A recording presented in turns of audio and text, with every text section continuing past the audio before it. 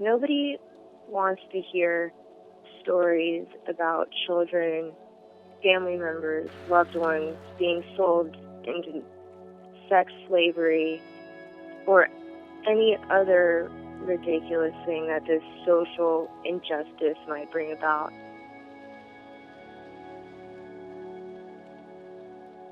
Today, people are sold into slavery as sex slaves.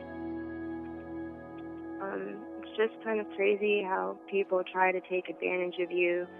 You know, someone's just trying to make money. This guy is throwing numbers at you. He offered to pay me like $3,000 a day.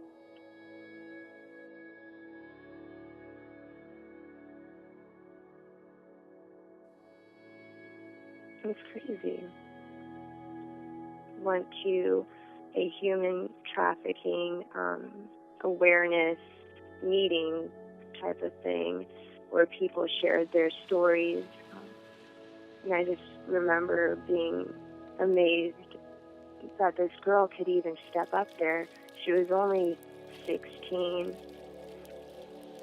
Her story was so incredible, how she survived this whole ordeal. Both of her parents had died. And so when he passed, the children, I promised to their father, we'll take care of each other. They didn't want to end up in a foster home. They didn't want to get separated. Their father had convinced them that it was a terrible thing. The girl, it was an emotional time. She went out. She tried to, make friends, try to just seem very normal. She ended up meeting these people who said to her, hey, we'll take care of you. We'll be like family. They took care of her for months, 6, 8 months. This girl was 12 at the time. And then one day, they took her out, and they started hanging around with older friends. And they started prostituting her out.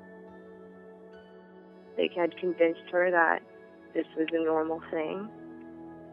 And then one day, she said she had been sold.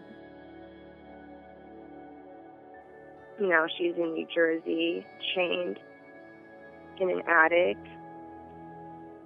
with at least 10, 12 other girls, the average age 7. A few of them are dead. So one night, she was in a motel with, I guess you would say, a customer. And he had left to get something out of the trunk of his car.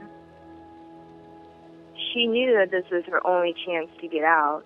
She had no clothes on. She ran for the door. So as soon as she opened the door, they were out there waiting for her. They had tripped her and stabbed her and left her in the snow. And just left her for dead. She said that police had found her. She was barely alive. They took her and took her to the hospital. They found out that she lived in Florida, so they sent her back where she reunited with her brother. And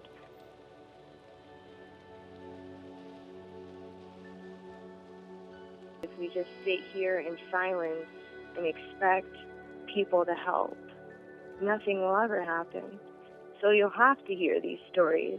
These stories will inspire you to want to take charge, or at least help a little bit.